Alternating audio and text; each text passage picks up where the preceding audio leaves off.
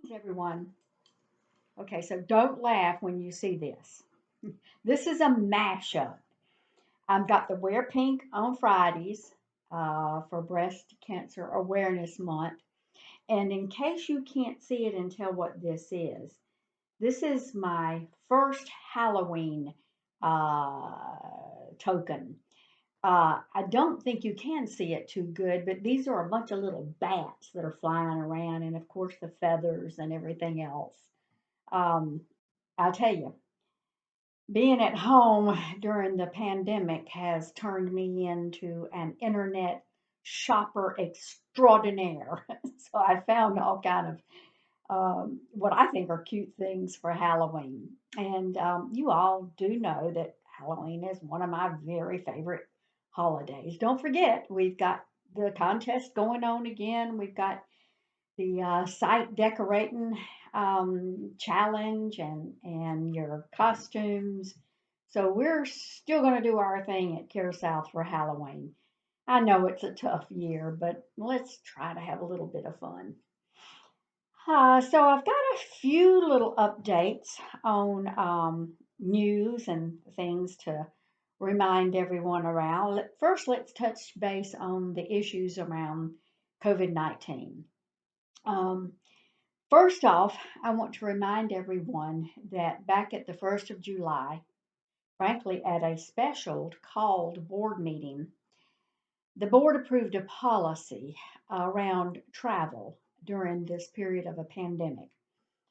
And that policy said that two things really that Care South would not be paying for any continuing education travel that was off-site or anywhere for that matter. In other words, if there was an in-person meeting for any purposes, that we would not support or endorse it by paying for it. That is still in effect. It has not gone away. And as a matter of fact, the board intended for it to be in effect at least until the end of the year. But depending on how long the public health emergency lasts, and we are in a formal period as designated by the federal government of a public health emergency, we will have that policy in force. So I'm sorry, I regret this, but no, nothing is still being allowed for any in-person trainings or meetings, etc. Additionally, if on your own time for vacations or personal leave or what have you, you do travel to a hotspot, which frankly in South Carolina or almost anywhere now, hotspots are everywhere, then you will be needing to go into a period of self quarantining. So refresh yourself on that policy. It is still in effect, nothing has changed. And I just wanted to remind everyone. Along the same line of COVID 19 issues, just a reminder the task force meets regularly, and we still continue to meet regularly. And part of that is data that we analyze thanks to the data work that John Douglas does. We know that across the nation, many locations, especially in the northern areas, are already experiencing a surge in cases. We were warned of this in almost every single predictor web page like IHME or COVID Act Now, and it is indeed happening in many locations. I have opportunities to be part of national webinars and meetings and so forth, and I'm already hearing from my peers, whether they are in FQHC settings or even hospital settings, that this surge and new increase in cases is already happening. In Myrtle Beach alone, in the last 3 days, there was over 200 new cases. We've enjoyed a period of time here at South Carolina where there have not been increases in cases. We've been in a good valley for the pandemic, but I'm afraid that we're about to be climbing another mountain. And as what is being experienced in other locations, it's not going to be a very good one. It's going to be difficult, um, particularly after we've had such a period where we thought, well, maybe everything is over and getting better. So I must remind you all that the precautions are more important now than ever. I know the restaurants are back to 100% capacity, but look what just happened in Myrtle Beach. I know that it's tough. We're tired. We're very tired. But while you are on the premises of CARE South Carolina, while you are working, remember it is a mandated policy that you take all of the precautions, including masking and social distancing. I've asked the site administrators, Peggy and Shanika, to pass on to the site administrators a heightened awareness of this, and help each other. You know, it's easy to kind of forget. I get it, but let's help each other. Let's be ready for this next surge, which is indeed coming. All right, I'm going to switch gears enough about COVID 19. Although this is sort of related, I want everyone to know that this morning I gave permission for there to be a significant number of temporary staff hired.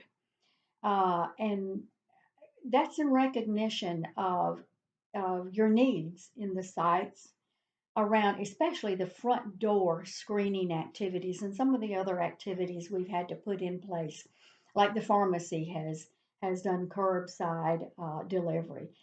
I'm very mindful of the toll that has been taking on our staff. So these are roles and responsibilities that can easily be trained, and I gave permission for there to be an assessment of what the needs were so that we can put our regularly full-time permanent staff back to work, doing the work that they normally do and not have to pull them for other COVID-19 activities. I've given the permission for that, and there is going to be a pretty big hiring surge. Yes, these are temporary positions, but temporary positions, especially if we've hired good candidates, often turn into full-time permanent. So I want you to know we have heard what the needs are and what the issues are. And as we are hearing that, even now, before the surge has even hit us, we know that we have to get ready. And getting ready means making sure that we are adequately staffed and can respond to those procedures that we had put in place that have been very effective, such as the front door screening and the pharmacy curbside delivery. Okay, um, and another little staffing issue I want to announce. I think I can't exactly remember when I shared with everybody that our um, Chief Medical Officer, Dr. Steve Smith, had decided to step down as chief medical officer, not stepping down as a physician, still providing physician services. We have been recruiting. Recruiting is not working out so well. So Dr. Smith is going to continue as the acting CMO as we continue our recruiting efforts. He'll still be making visits as he does to the different sites, still be handling some of the roles and responsibilities as previous, not all of them. We're not forcing him to come to a lot of meetings or anything. So we're in this kind of hybrid interim situation where he will be continuing as acting CMO as we continue to recruit for the permanent chief medical officer position. Let me also remind you about the Vote Health 2020 campaign and the incentive that's going on. We've got an incentive drawing that's going to be happening, giving away five Bose wireless noise reduction headphones. Those are very, very cool. We will be having this drawing. You can get your name in this drawing if you can give us proof that you have registered to vote. Now, there's a lot of different ways you can get that proof, and it's not that hard. Marek and your site administrators will help you. You can go to the caresouth-carolina.com webpage, and right there's a link that will tell you that whether or not you're registered to vote. If you're kind of like me and you don't know exactly how to do a screenshot, take a picture with your camera and send that on. There's just a lot of ways to validate this. We're not going to put your name in again if you pledge to vote unless you have given us proof that you're registered to vote. So, in other words, you have to have that proof that you're registered to vote first, and you get your name in the pot one time. And given that, then if you pledge to vote, you can have your name in the pot twice. Right now, we only have 63 people that are in the pot that have validated that they are registered to vote. We're not counting the additional 15 or so people that have pledged to vote because it doesn't do any good to pledge to vote if you can't prove that you're registered to vote. So 63 people, and I'm one of them. So come on, folks, y'all can do better. Let's get this vote out there. And also, don't forget that the board approved adding to our policy that if you go through training and you become a poll worker or assigned to a poll, you have the day off. Well, you'll be working at the poll. It's technically not a day off, but we will pay you for your service. We appreciate civic services such as jury duty, and we consider this an important civic service also. And you will not have to use your vacation or any other leave. We will pay you. In addition, you will get paid also. I think Marek in his last email said it's about $165. It's nothing to sneeze at. Could come in very handy during the upcoming holidays. So if it's not too late in your communities and you still have an interest on that, Marek has volunteered to give you any support or answer any questions that you may have. Come on, folks, become a poll worker. I also want to remind you that we have sent out some emails, and it's also on our Facebook page. Believe it or not, even though Election Day is the first Tuesday in November, which I think is November the 3rd, you can vote now.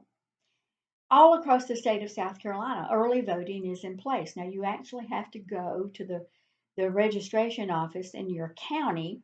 The polls are, in your various precincts and everything are not open. But if you go to the registration office, you can vote right now. Go ahead and do that. Get it out of the way.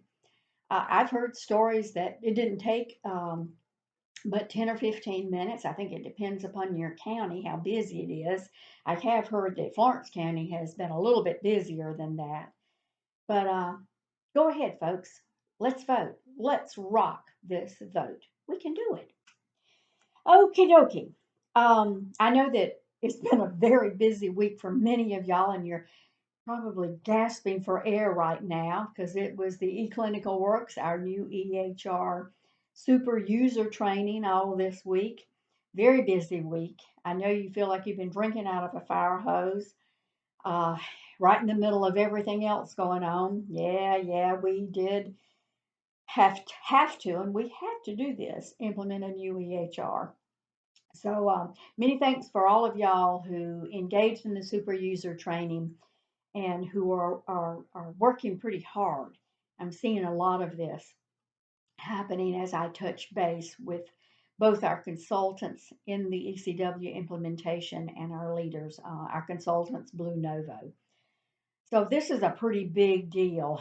A new EHR is always a big deal, and having a new EHR in the middle of a pandemic is even a bigger deal. So thank you all. You are most appreciated for everything that you do to help us make sure that this EHR is not one that requires a lot of workarounds. I think we know a little bit more than we knew when we first implemented GE. So let's make sure we do this right and make sure we do it efficiently and in the best interest of our patients. Last but not least, it is Halloween. We are having the contest. We're having the costume contest. We're having the site contest. So I know it's kind of hard to get into the spirit right now, but um, it's fun. It's still going to be fun. The judging team is going to do our um, costume, so to speak. We're not going to have a theme this year, but I've asked all of us as we do the Zoom tours through your sites that we'll be in the spirit too. So everyone, enjoy fall, enjoy the weekend, but please, please, please remain safe and come back Monday healthy and ready to go. We're with you on all of this. Stay safe, everybody. Have a very good weekend. Bye bye.